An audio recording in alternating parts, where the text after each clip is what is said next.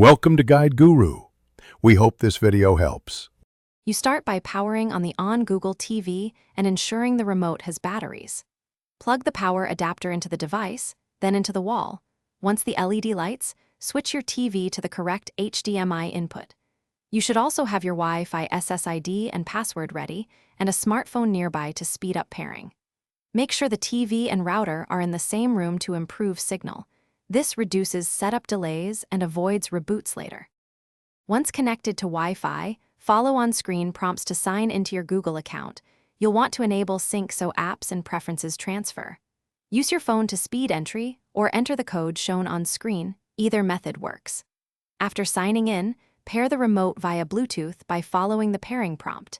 Make sure to accept requested permissions for location and voice to enable full functionality. If you plan to install streaming apps, allow app downloads now to save time. You should now install your preferred streaming apps and let the system apply any available updates. This ensures smoother playback. Next, adjust display resolution, audio output, and privacy settings so content looks and sounds right, and enable automatic updates to keep security current. Test a video stream and check HDMI CEC if you want unified control. If playback or pairing fails, restart the box and router. If problems persist, perform a factory reset only after.